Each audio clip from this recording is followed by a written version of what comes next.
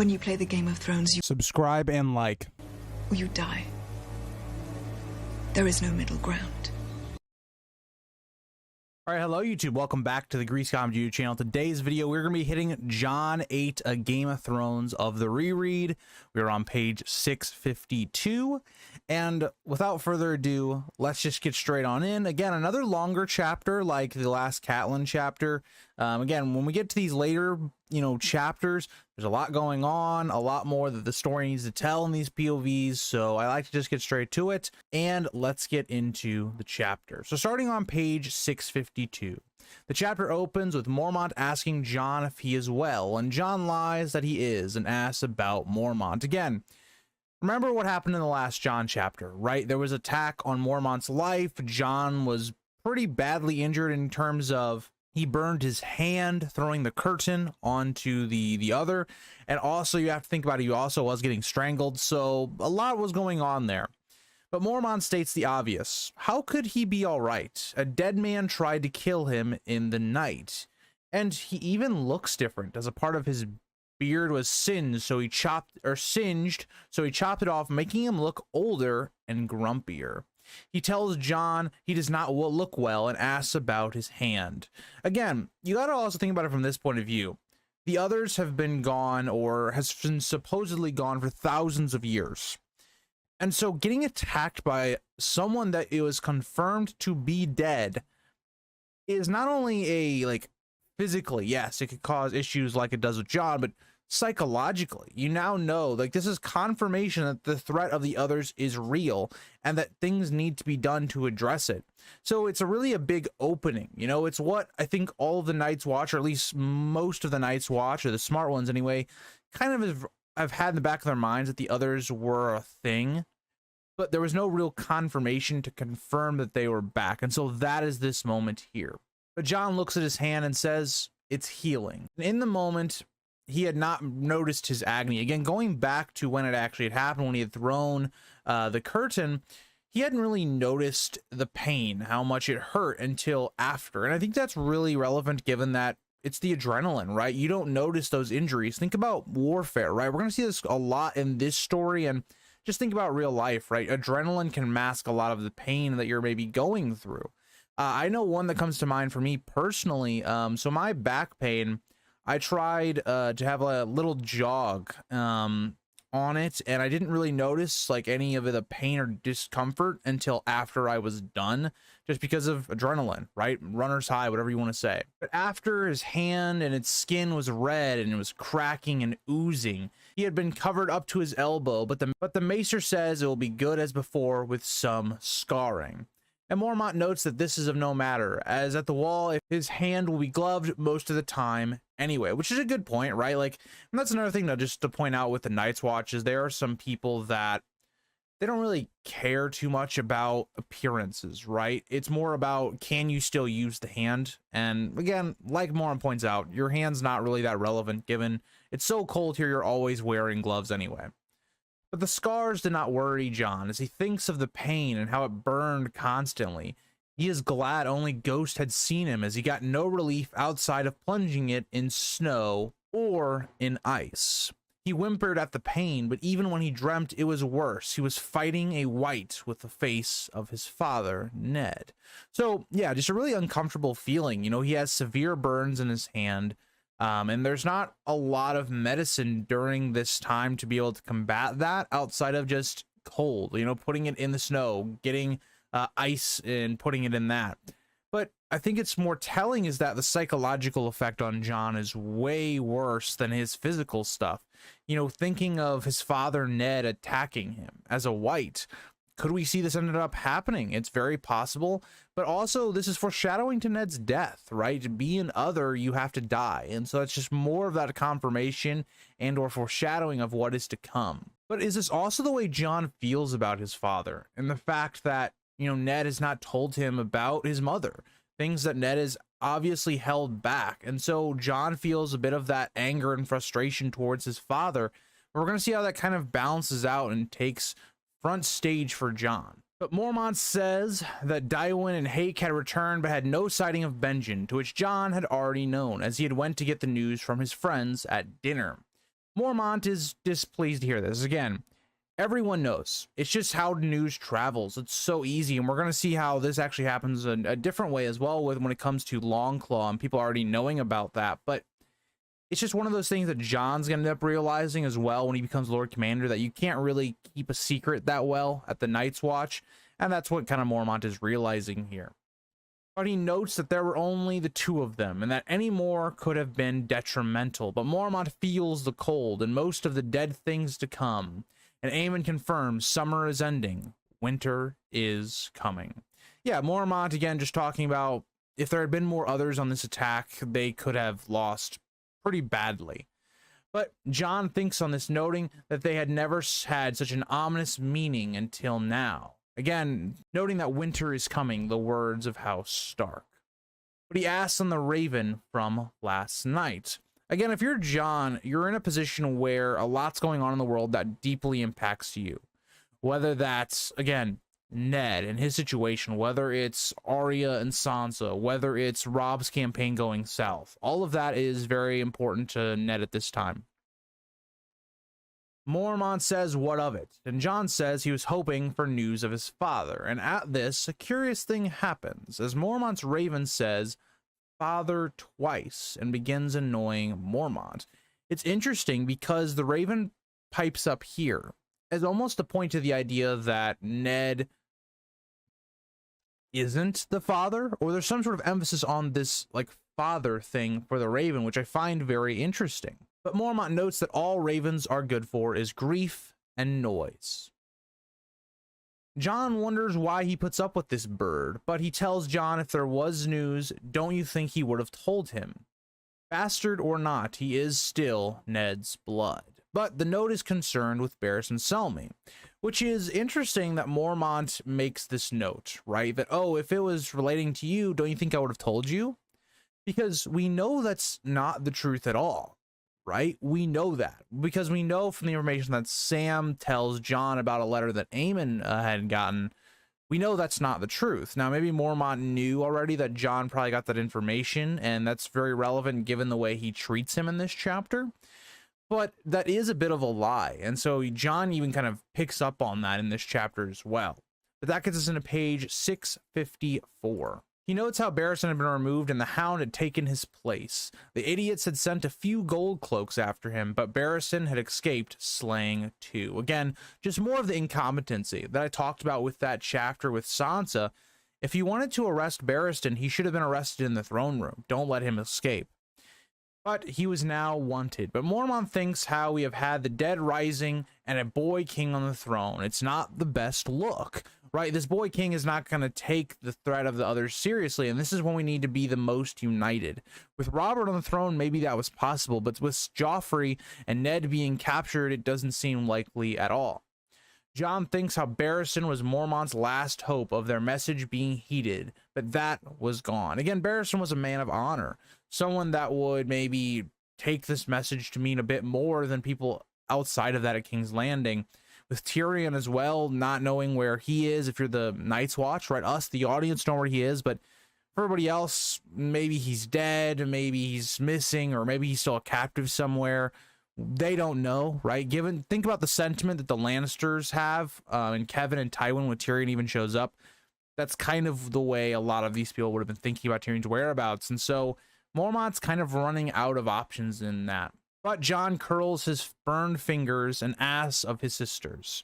He says the message made no mention of them, irritated, but he wonders if they even got his messages, as Aemon had sent 2 of his best birds, but it seems more like Pycelle did not deign to respond, as they are not important to King's Landing.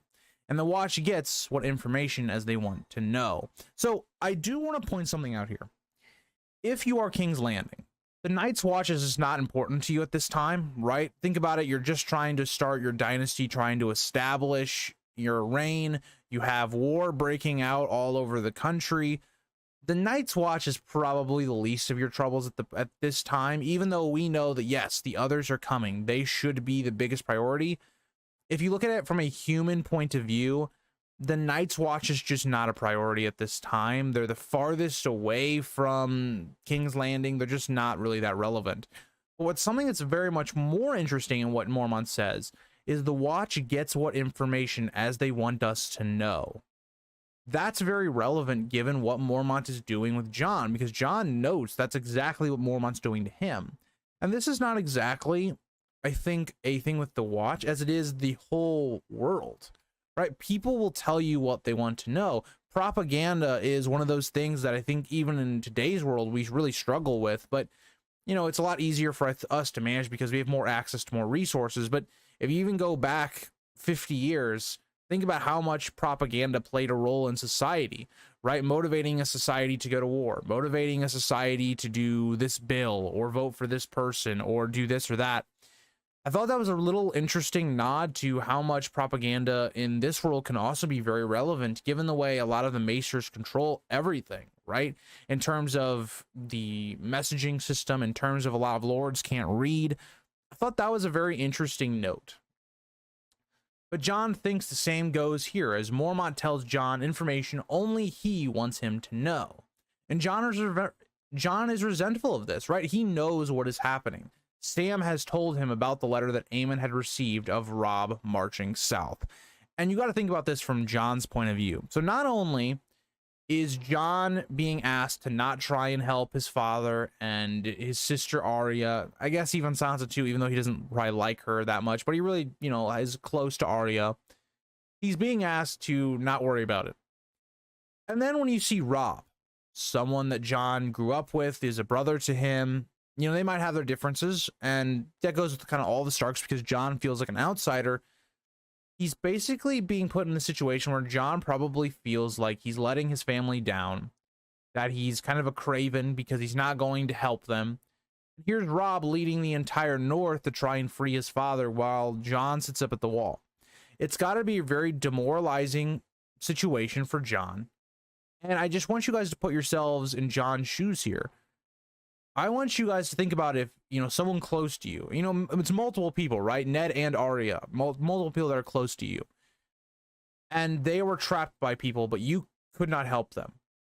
Like, that is a really hard feeling to think about. Something that, you know, most people will never experience, really. Outside of, you know, if someone's dying of old age and you can't help them or something like that. But Jon is really feeling the helplessness of the situation. Mormont asks Jon when Aemon said he'll be able to use his sword hand, and Jon replies soon, as Mormont is pleased by this, as he places a sword on the table, which also interests the Raven landing on the table. Again, even I believe that this is probably Blood Raven that is warging this Raven, but even he sees that there is a lot of importance in this sword and things to come with it with Jon. That gets us into page 655. Jon is confused by this, and Mormont says he had the sword hilt and such remade as it was old, but tells Jon to take it, and the Raven also interestingly tells him to take it, again understanding the importance of the sword. But I would like here to actually quote from the book as we're introduced into Longclaw, a very valuable piece of the story and to Jon's arc as well. Awkwardly, Jon took the sword in hand, his left hand, his bandaged right was still too raw and clumsy.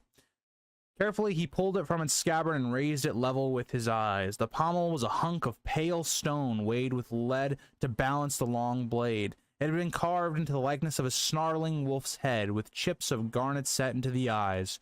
The grip was virgin leather, soft and black, as yet unstained by sweat or blood. The blade itself was a good half-foot longer than those Jon was used to, tapered to thrust as well as slash, with 3 fullers deeply incised in the metal. Where ice was a true two-handed greatsword, this was a hand and a halfer, sometimes named a bastard sword. Yet the wolf's sword actually seemed lighter than the blades that he had wielded before. When Jon turned it sideways, he could see the ripples in the dark steel, where the metal had been folded back on itself again and again. "This is Valyrian steel, my lord," he said wonderingly. His father had let him handle ice often enough. He knew the look, the feel. And yeah, I mean, Longclaw just has a very awesome description. I think the pommel is probably the coolest part of the sword, outside of just being one of the rarer swords in the world. Valyrian steel, you don't see it very often.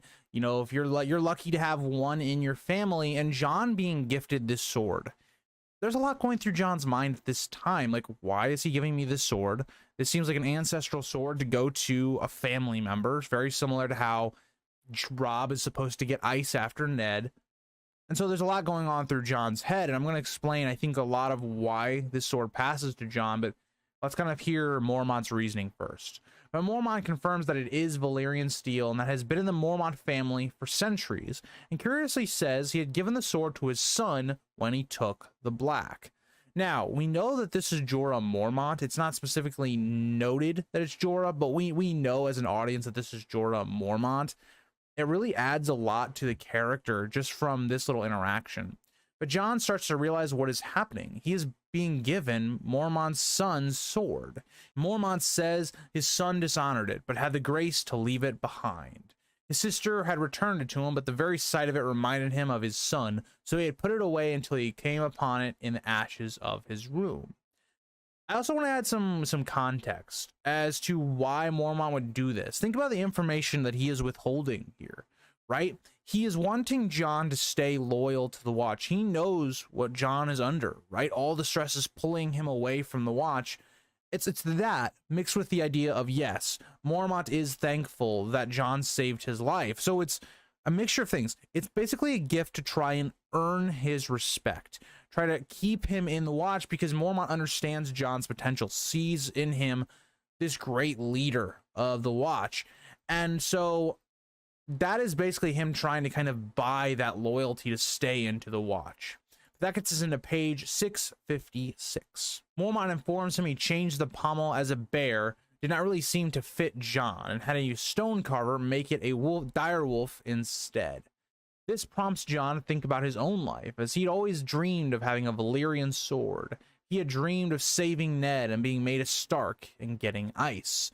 But what kind of brother steals his brother's birthright? Now, this is an interesting moment where, like, Jon is very normal and human. He thinks about, being the hero, being the next lord, and having ice, and that's not right. That's Robb's. Why would he do that? And so Jon is in this weird position where he has a great moral sense, but he's also tempted by other things we're going to see play out in A Storm of Swords. Jon being offered to become the next Lord of Winterfell, and he denies it. But it plays on this idea, and I think this is so human and interesting. It makes the character of Jon really awesome. Jon thinks that he did not deserve it then or now. As he starts to protest, Mormont cuts him off, saying he will not hear it. He says that he and his wolf saved his life and was quick in thinking using the fire. If the Night's Watch had forgotten that, who will remember? Again, interesting to think about that something simple as just the others burned by fire, right? You can kill them with fire. That's something that the Watch has forgotten because it's been thousands of years, right? It's said here that the Long Night was 8,000 years ago. That's a long time, right? It's really to paint this idea of why the world doesn't believe that the others exist anymore and why there's no information on them either, really. The Raven once again pipes up saying, "Who will?" Again, very relevant, right? Who is going to take up this mantle of informing the world, of defending the world? And it's being said in the presence of Jon. More kind of on the nose foreshadowing. But Jon thinks of the night and the fire consuming the white, and its face still haunted him, seeing its horrible body turned to bone. Again, the psychological effects of this encounter are much larger than the physical. These are things that he will not be able to unsee ever. But whatever was left of Othar and the demon inside was gone by then. But even his dreams, he relived it, but instead with Ned's features. Again, dreaming of Ned and the features of a dead man attacking him. Could be some foreshadowing to what happens later, or it could just be pointing to the idea of Ned's death and kind of how Jon's relationship with his father is somewhat strained and the conflicts that the two might have. But that gets us into page 657. Mormont chimes in, noting it is a small payment for a life, and tells him to keep it. Jon accepts this, but can't help feeling uncomfortable. Mormont was not his father. He would not forget that no matter how many swords they gave him. And again, I don't think Mormont was trying to get Jon to forget about his father, but I think he was trying to get Jon to understand that he has a duty to the Watch. He has seen the dead. He knows what's at stake. It's exactly what Aemon's going to tell him in his speech later on in the chapter. duty, and love? Which will he choose? And that's what's being kind of shown here by Mormont. He tells Jon to honor it with deeds, and Jon asks if it has a name, and Mormont says once it was named Longclaw, and Jon likes it, trying to give it a practice cut with his left hand and saying wolves have claws as well. Mormont seems happy by that and says he'll want to wear that over the shoulder, as it is too long to be worn on his hip for now. He should practice using a bastard sword with Sir Andrew, or Andrew. It's spelled with an E, but it's spelled like Andrew. I'm assuming it's like that pronunciation, but tell me if I'm wrong. Jon is confused by this, and Mormont notes that it is Sir Andrew, or Andrew Tarth. He notes a good man coming to be the master of arms, and Thorne is being sent to Eastwatch. This is an interesting move, given that Jon doesn't do this later on, right? He doesn't take his enemies and get them away from him. In a lot of ways, he keeps them closer to himself. And so Mormont is understanding that the two need to be separated, and it's not a permanent thing, but it's for now. It's to get Jon to feel more comfortable. It's trying to make Jon happier so that he'll stay and not make a stupid decision. Jon asks why, and Mormont says because, well, he said so. He's going to take the hand Ghost found at King's Landing to show what is happening to Joffrey. Unfortunately, as we know, he will not get a welcome, but it is worth trying. Also, it is notable that Thorne is a knight and will have friends there that will make it easier for him to be taken seriously. Again, Thorne will have a little bit more prestige / influence given his status of being a knight, as well as given he'll have friends there because he was once someone that was there quite a lot. But that'll get us to page 658. Mormont continues saying it put 1,000 leagues between the two of you, and he did not forget what happened in the hall. But a good amount of valor makes up for some folly. And this is a different take than our boy Stannis. As we know with Stannis, one good act does not wash out the bad, and not the opposite either. But he continues stating that he is a boy no longer, as that sword needs a man to wield it, and Jon agrees, sliding the sword back into its scabbard. It wasn't the sword he wanted, but it was a noble gift, as well as Thorne being gone. Again, it's Mormont really trying to hammer into Jon. He needs to be a man now. He can't have a boy's needs, needing, to go save his father and all these dreams that he had as a young boy. He can't do that anymore. He needs to honor his oaths. But Mormont notes how a new beard scratches a lot, which is definitely right. If you've ever tried to grow a beard, it is hell. That's all I'm going to say. But he asks Jon if he is fit to continue his duties, and Jon says that he is. Mormont asks for wine and dinner and tells him to be gone. As Jon leaves, the guard smiles at him as he left, and others comment on the sword, but Jon was not pleased. He was angry. He wasn't sure why he was angry or who he was angry at, but something was kind of wrong. I think we as the audience understand it, right? Jon has a lot of emotions. He has a lot of forces pulling him this way and that, and he feels kind of stretched. He feels angry for not being able to do something to help his father. But something else to realize is that everyone already knows he was getting the sword. It just shows how easily information is spread. It's something Jon doesn't even pick up on yet, right? How do all these people know? Like, maybe they could have overheard Mormont and Jon's conversation, but it seems like it's spread very quickly. He notes his friends outside the tower lurking about, waiting, pretending to be practicing archery, but Jon knew better. And Pip asks to have a look, and Jon asks of what. Again, his friends also already knew, kind of some red flags that it's already been passed around in that knowledge.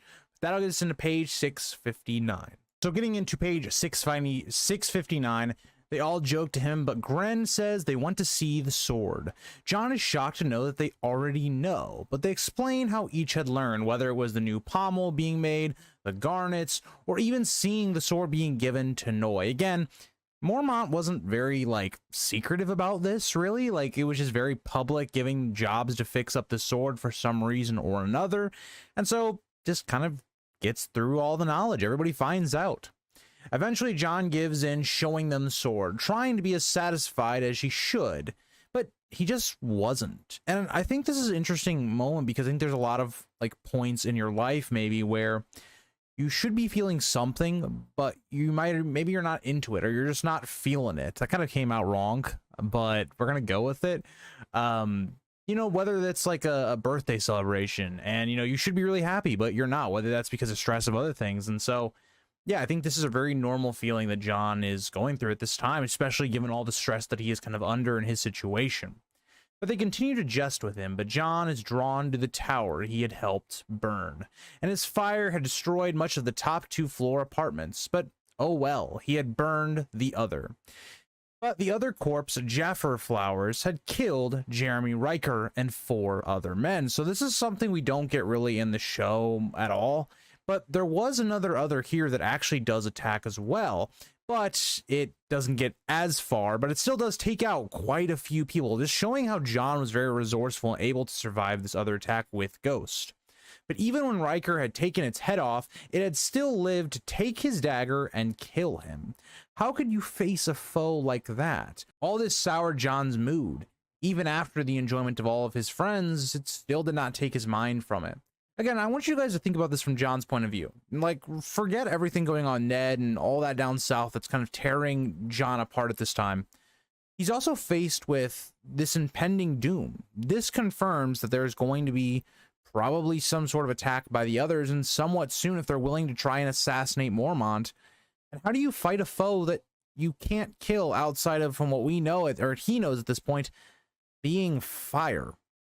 Taking their head off still doesn't really fully kill them. It's an interesting moment to think about if you're Jon. But that gets us into page 660. But abruptly, this ended the meeting as Jon notes he must go get Mormont's supper. He knows his friends mean well, but how could they understand? They had not witnessed the encounter with death, or even could comprehend what the fighting in the Riverlands meant to him and all the events going down south. And again, I think this is one of my more interesting moments. I think this is an interesting thing to discover in terms of Jon Snow's character. This is something I think a lot of men specifically nowadays can relate to. It's something I can relate to heavily, is not really being able to talk about whatever your issues are right now. Like, Jon is just kind of going, oh, they're either going to judge me or they're not going to understand. So it's better to just kind of keep all of his feelings closer to his chest. And this world has, and I don't even mean just Song of Ice and Fire. I mean, like, you know, today's world as well. Men are basically held to the standard that they cannot show emotion. And that's one of the biggest flaws that I think we see in this world. That's not how things should be. And he's not really willing to let his friends in, something that's going to really bite at him. It's something he's going to do in the future as well. If we think about book 5, how he kind of isolates himself from his friends, distancing his people that are close to him, he's just putting himself in an isolation period and just away from all of his friends. But he goes back to Hardin's Tower, which is his new/old quarters. Again, he was there originally, but then he moved to get closer to Mormont, but now because of Mormont's chambers being destroyed and all that, he got moved back to his original quarters. But he finds Ghost waiting for him. He shows him the sword, as the wolf on it is said to be Ghost. Again, it's a dire wolf that looks like Ghost. He notes how Ghost should be the one being praised, but he remembers the first time they had met. Now, this is quite interesting because if you guys remember, when we actually meet the direwolves, it is in the 2nd chapter of the book, but it's through Bran. It's not through Jon. And so we don't exactly know what ended up transpiring there necessarily. We know that Jon heard something, but Bran didn't hear that, right? Jon just kind of goes back and finds Ghost and seems out of nowhere. Here we kind of get that explanation that Jon had heard a noise only he could hear and turned back, finding Ghost away from the rest of the litter being driven out. Now, this has a bunch of different meanings, a lot of different interpretations you could take this as, but the first one being Jon hears something that nobody else can. Is that to say his warging power or his connection to the old gods is stronger than the rest? Possibly. Given that maybe he has Targaryen blood or Dane blood, that is a lot of, you know, kind of magical historical blood that could be really enhancing his abilities. Or it could be something in terms of Bloodraven kind of sent him a message to get Ghost. It was very important to what happens here. It saves Jon's life, but also going forward in the future, just alerting the Night's Watch as to what's going on. Now, that's part of it. Now, but also the second part of this, which is really interesting. Finding Ghost off by himself, and in Jon's words, being driven away. Think about how that reflects Jon. Jon is the castaway. He's the bastard. He's not the one that fits in with the other Starks because they're all pure blood in this world. And so he feels like he was forced to do something like going to the wall, which he really was, right? Catelyn was not going to allow Jon Snow to be in Winterfell, but at the same time, Ned was not going to take Jon to King's Landing because taking a bastard to court would not be a good thing for Jon specifically, and well, also because Jon, if he is a Targaryen, you don't want to bring him close to Robert Baratheon. So there's a lot of things here that I think are really interesting to the character of Jon, and we talk about identity being a major theme of this first book. This is what we kind of mean with Jon, is he's kind of struggling with what that identity is. What is his purpose? And here, that is on full display. What is his purpose? Is he supposed to be a Night's Watchman that's loyal forever? Or is he supposed to be, is this his moment to save his father, to fill out his dreams and, you know, helping his family? It's a really tough point that Jon is in right now. At this, Sam enters, calling for Jon. Jon instantly notes how bundled up and red Sam is, but Jon asks if he wants to see the sword, and Sam doesn't, as he was once the heir to his father's blade, Heartsbane, but he was always scared of it, that he would hurt his sisters. By now, it will be a pass to dick on. Again, Sam is just scared of pretty much anything that could be dangerous or cause harm, and so Sam's just like, nah, I've seen these type of swords. They're not that special in his eyes. I guess if to study them, and maybe not to wield them himself, but to study their histories and stuff, Sam would be interested in, but he doesn't really care about swords as much. But Sam says Aemon wants to see him, and Jon then thinks again, it is not time to change his bandages, so why is Aemon asking for him? Again, it seems very convenient timing, given we just have Mormont giving him this sword. We know all the turmoil Jon is going through, but we also note that something that Jon's going to pick up in the next page is, remember the information that Sam told Jon, right? That's not supposed to be public knowledge for Jon. That's something that Sam's kind of supposed to keep to his chest. Now, I think Aemon's smart enough, and he obviously is, to realize that Sam was going to pass that information to Jon. And if you're Aemon, you got to put yourself in Aemon's position. I think Aemon realizes that Jon was going to find out this information anyway, that Robb was going south. So rather than it being just from gossip and all these things, that it's told from his friend and Sam, and then so Aemon can kind of control it a little bit once it gets out. So I think, to me, this makes a lot of sense. This was actually a calculated move by Aemon to let Jon know through Sam. But yeah, but you can tell that Jon can tell that Sam doesn't really look great, because he kind of knows that Sam has told Aemon, or Aemon has kind of figured it all out, that he told Jon, and Jon is quite miserable. Jon is not very happy about this. And something I kind of want to point out for Jon is, I think we look back on this and we go, yeah, this isn't the best look to be angry at Sam. I mean, Aemon probably knew this already. Sam didn't have to do much. But again, Jon is under a lot of heavy stress, and so he snaps on him very quickly. Jon angrily notes that he told Aemon, didn't he? Referring to Sam telling him about Robb going south. And Sam says he didn't mean to, but it seemed like he knew. He sees things that no one else does. And Sam is exactly right with that, right? Aemon is someone that's wise beyond his years, even how old he is. He seems to just have a presence of wisdom. And we're going to see that really on full display of this conversation with Jon. It's one of the best parts of book one, in my opinion. And again, this is why I love this world so much, is because one of my favorite parts of this first book is not some big, you know, plot twist. It's not some big action scene. It's just a conversation between two people, but talking about the philosophy of the world, of the human heart, what this story is really all about. And so I love this part of the book. But this angers Jon even more, which is curious, given we know that Sam is right. Aemon is extremely wise, and it's probably obvious that Sam would tell him. But Jon notes that he is blind and can find his own way out, leaving Sam there. Again, we understand why Jon's aggravated, but I think it's misplaced aggravation.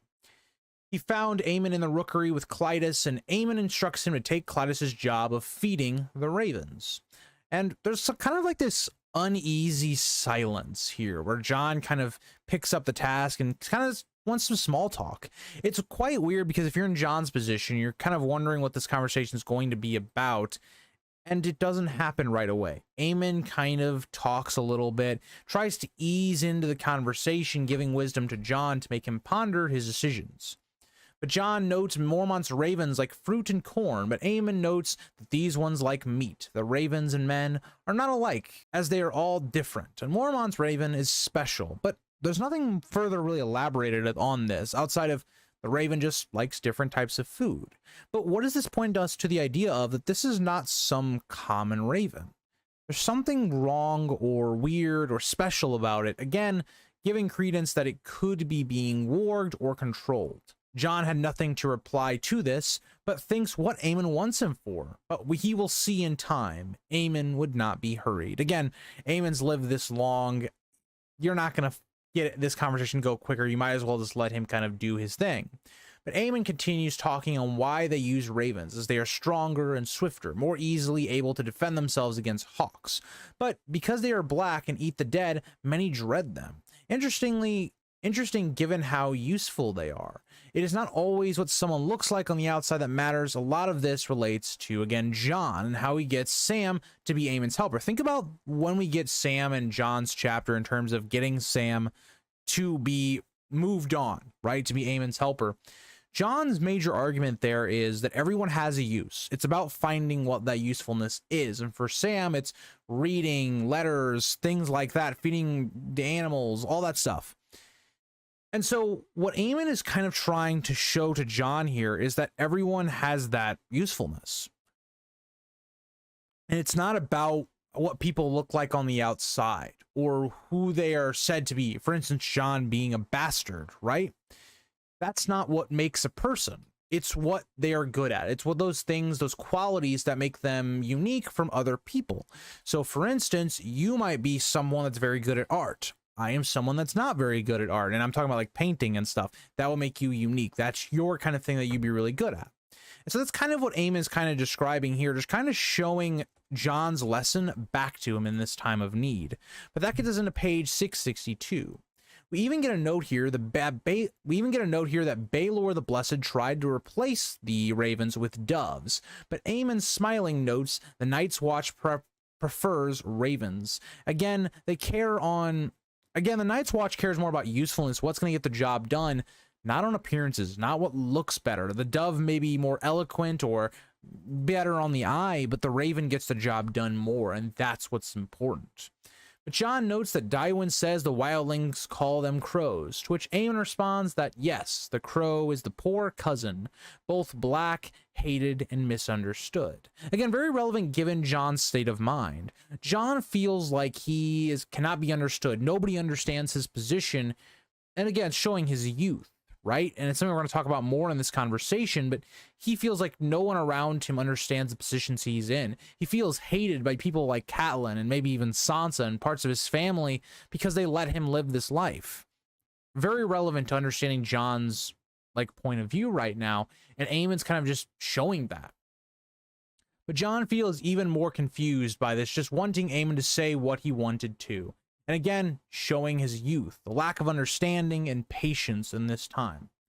But Aemon asks him if he ever thinks of why they do not take wives and father no children. Jon says no. Now, I find this interesting because I think Jon has thought about it, but he wants this conversation to get moving. Because you got to think about it, why is that? And Aemon kind of describes it perfectly. Aemon notes, so they will not love. Love is the bane of honor and the death of duty. One of the famous lines of the story. It really has ripple effects all throughout the story and everything that happens, whether that's with a character like Robb, whether that's a character like Stannis, whether that's a character like Renly. It kind of has ripple effects all over the place. And it's one of my favorite lines and I think is a fan favorite of the series. Jon knew it was not his place to contradict him, but that seemed wrong. Again, one thing that I think gets confused a lot of times in terms of ethics and morality is when you think about those things that are good, right? We always think of love and honor and loyalty, all these things being wrapped up into one bow, being good. What happens when those two things, contradict, when those things are put against each other? That's when you see people have to really decide what is more valuable to them. Aemon seems, again, to sense this. Even though Aemon's blind, he seems to understand how Jon is going to react to this, and asks Jon a very good question that's very relevant to the story. If Ned had to choose between honor on one hand, and those he loves on the other, what would he do? Again, this is fantastic writing by George. Just like we saw with Catelyn's last chapter, we pose this idea of what would Ned do, and how he has to make this decision that's either going to go against his ethics in terms of his honor and things like that and his duty, or he's going to protect his family and his love. So again, it's George really implementing that really in an interesting way to show this kind of the peril that Ned is in his decisions that he must make. But Jon hesitates. He wanted to say that he would never dishonor himself, but hadn't he? He had fathered a bastard, and what of Jon's mother? He would not even speak of her. There was no honor in that. Again, there's a lot of questions here that Jon has, because he starts to sense that Aemon is quite right. Sometimes there are things that contradict themselves. In terms of Ned's own honor, right? How Jon is questioning it right now. Let's just go off of the Lyanna and Rhaegar theory. If that was Jon, if Jon's parents are Lyanna and Rhaegar, Ned kind of lied and broke what his ethical code is for love, for his sister, for his family. It's a really interesting way that this is all kind of intermingled together at this time. Or even if you think it's Ashara Dayne, right? Ashara Dayne, you don't want her to be viewed as this character that Ned just slept with and then she disappears. So Ned's gonna lie to try and protect her, right? To not damage her image. And so either way, that plays into perfectly into Ned's mother. But again, Jon is kind of haunted by this. But to make up for this, he says that he would do what was right. And Aemon notes that he is then one man in 1,000. He questions this. Aemon questions what he's been talking about. What is honor compared to a woman's touch? Duty to holding your newborn son in your arms. Wind and words, he notes. We are human, and our great purpose is love. It is our great glory and tragedy. Again, think about what is really life about. We're going to get into some really big philosophical stuff, and I think a lot of people would answer family. It's, you know, finding that person that's going to complete you to be your partner. Or maybe that's having kids, right? So your name lives on, or, you know, you can just watch them grow up. These are things that came from you. These are your personal children. All of those things are the great wonders of life, and there's more to it than just that. But that's a great point that Aemon makes. Like, how do you keep your oaths when, you know, you have all these other things that it seems like we've been placed, things that we hold so dear to our lives? And that's what makes the Night's Watch so difficult to actually follow through with, and why there are a lot of people that desert. He continues that the Night's Watch was built upon courage to shield the world against the darkness, so they vowed to take no wife or children to prevent the resolve from being weakened. And again, it's a good plan when you think about it, right? Because it gives them less reason to desert, to do all these things, to take sides in wars, for instance. But it's not a perfect system, right? Think about Jon's situation. He has half siblings. He has a father. You know, he has all these things that would pull him to all these other ways, and Aemon's going to talk about that here. Aemon continues stating how these men had other families, though, but yet throughout time, their vows did not waver, even during the conquest. We get an interesting note here from Aemon that Black Heron's brother was the Lord Commander when Harrenhal was burned, but did he march south? No. Again, through time, it's kind of held up. But I will say something that I would question. Aemon is kind of talking about the good times, right? The times when those vows were not broken, but we've seen those vows have been broken, right? Not all men can do that, right? We've already seen Bran in his chapter when he gets attacked by the wildlings and or deserters. Those were deserters from the wall. Mance himself was someone that could not hold up those vows because of maybe his origin and the way the Night's Watch restricted your lifestyle. So again, Aemon is right, but he's also not telling kind of the full truth of that as well. But we get another fantastic quote from Aemon that mirrors Ned's quote to Bran. It is easy to be brave when there is no fear. Even a craven can be, or we can all be dutiful when it is easy, but a day will come when you will have to choose. Again, it mirrors Ned's quote to Bran, that the only time a man can be brave is when he's faced with fear or is scared. And Aemon's completely right. It's easy to do things in your life when it's easy, right? There's no problems, there's no stress. Think about just simple things, right? Whether that's keeping a diet, keeping a regular exercise schedule, whether that's trying to sleep at a certain time, whether that's trying to read a book or whatever. When times get tough, it's harder to keep up with those things. It's harder to complete those. And that's very minor. Think about what Jon is doing. He's talking about keeping a vow that he swore for life that could mean his death if he breaks it. And so that's really what Aemon's talking about here. And I think it's just another great moment, and it's why I love this chapter so much. Jon is angered by this. As he notes, is this my big choice? Is that what he is telling him? And as he notes, the ravens are watching him as he finishes feeding them, dropping the bucket. Again, the ravens, or if Bloodraven is watching here, this is a very pivotal moment. It's going to decide probably the fate of the world. If Jon goes south, who knows what could happen, but he won't be north. He won't be there to figure out and defend the world from the others and their threat, to breach the gap between the wildlings and the Watch. He is a pivotal player, and this is a very important conversation. And again, shows Jon's youth, that he's not really understanding what Aemon's talking about. Aemon is not trying to be condescending to Jon or trying to sway him one way or another. He's just telling him how it is at this time. And many people struggle with hearing what is going on right now. They struggle with hearing the truth. And Aemon seems to realize this. Aemon seems to look into Jon's soul, making him feel naked. But Aemon doesn't argue back. He doesn't try to condemn Jon for his behavior. He lays a hand on his shoulder, saying he knows it hurts. But yes, choosing has always hurt, and always will. He knows. Jon is bitter, throwing back in his face that he doesn't. No one knows. Even if he is a bastard, it is still his father. And again, Jon is still in this point where he believes that no one can understand what he's going through, that no one's ever had this struggle between their family and keeping their vows. And this is where we get the big reveal of the chapter of who Aemon really is. And, you know, I think in hindsight, you know, because of we know who Aemon is, that on a reread, some people might overlook this moment in this first book, but it's that pivotal moment to me that really defines this series and what it is.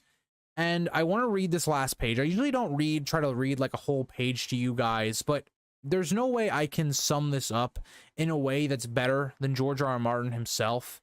And I want to do it justice. So I'm going to read you guys the last page of the chapter, and then we'll talk about it after. Maester Aemon sighed. Have you heard nothing I've told you, Jon? Do you think you are the first? He shook his ancient head, a gesture weary beyond words. 3 times the gods saw fit to test my vows. Once when I was a boy, once in the fullness of my manhood, and once when I had grown old. By then my strength was fled, my eyes grown dim, yet that last choice was as cruel as the first. My ravens would bring the news from the south, words darker than their wings, the ruin of my house, the death of my kin, disgrace and desolation. What could I have done, old, blind, frail? I was as helpless as a suckling babe, yet still it grieved me to sit forgotten as they cut down my brother's poor grandson, and his son, and even the little children. Jon was shocked to see the shine of tears in the old man's eyes. Who are you? He asked quietly, almost in dread. A toothless smile quivered on the ancient lips. Only a maester of the citadel, bound in service to Castle Black and the Night's Watch. In my order, we put aside our house names when we take our vows and don the collar. The old man touched the maester's chain that hung loosely around his thin, fleshless neck. My father was Maekar, the first of his name, and my brother Aegon reigned after him in my stead. My grandfather named me for Prince Aemon the Dragon Knight, who is his uncle or his father, depending on which tale you believe. Aemon, he called me. Aemon Targaryen. Jon could scarcely believe it. Once, the old man said. Once. So you see, Jon, I do know, and knowing, I will not tell you stay or go. You must make that choice yourself, and live with it all the rest of your days, as I have. His voice fell to a whisper. As I have. One of the most haunting, just incredible ways to end out a chapter, because it paints so many layers for this character of Aemon. We've only known him as this wise character, and again, I think people on their first watch or their first read, you'd have almost no idea that Aemon was a Targaryen, but it adds so much to this story because you're sitting back, you're going, and you're thinking, wow, wait, yeah, Jon, you're out here acting like nobody understands you. Aemon Targaryen has watched as his entire house was killed, destroyed. Now, we know that Targaryens were not the best of people, especially towards the end, and they pretty much, I think, caused their own destruction. But think about this from Aemon's point of view. You know, this is his family. It's all he has left. And they're destroyed in a very cruel way. And you have to be thinking about this from Aemon's point of view. He had to live his entire life with multiple decisions at times. He has to live with those decisions that he's made. What if Aemon had become king? Would that have changed the fate of House Targaryen? I think it would have helped quite a lot. I think Aemon would have been a very good king. What if Aemon had left the Night's Watch and tried to seek counsel, or tried to counsel Aerys or even Rhaegar? Could that have helped? We know the Targaryens during Robert's Rebellion had pretty poor leadership, pretty poor counsel, which is in a lot of the reasons why they lose the war. Could Aemon have done something? We'll never know, and that's exactly how Aemon's going to be thinking about that. Think about all the theoreticals we just thought about, just right there. Think about living with that for your life. For years and years and years, haunting you. And so you come to this decision where you're Jon, and you have to take a step back now. You have to think, wait, Aemon was able to keep his vows through all of this. Can I do that same thing? Or will I act? And I love that Aemon doesn't tell Jon to stay or to go. It's up to him. He just tells him what he's done. It's such great writing that when I look at, you know, George R.R. Martin as a writer, and people, you know, maybe have their gripes with him and whatnot, and, you know, Winds of Winter not coming out, or Winds of Winter not coming out, and he's a slow writer. It's a moment like this, it's moments like these that you take a step back and you realize maybe why these books take quite a long time to write, because of how well they're crafted, especially in this first book. And so that is where we're going to end the chapter. And this episode is another longer one again. I just want to take a second, just the editing style, because after this page, the next thing you see is the next Daenerys chapter. It's really great because you get a reveal that there actually is another Targaryen alive outside of Daenerys, and we just got that reveal. It's just a nice little moment where you go from Aemon to Dany, and you kind of have a new thought in your head when you're going through that chapter. So I really wanted to point that out as well. I hope you guys all enjoyed, and I'll see you guys in the next one. Bye, guys. I also want to point out the nod to the idea of the first Blackfire Rebellion, in the idea of Daeron's parentage, because it's pointed out right here that my grandfather named me for Prince Aemon the Dragon Knight, who was his uncle or his father, and depending on which tale you believe. So even right here in the first book, we have those seeds of doubt onto who was Daeron's parents. Was it Aemon Daenerys, or was it actually Aegon IV and Daenerys? Something that we have yet to be answered, but it is an interesting idea given how close Aemon and Daenerys were. But thank you guys all for watching, and I'll see you guys in the next one. Bye, guys.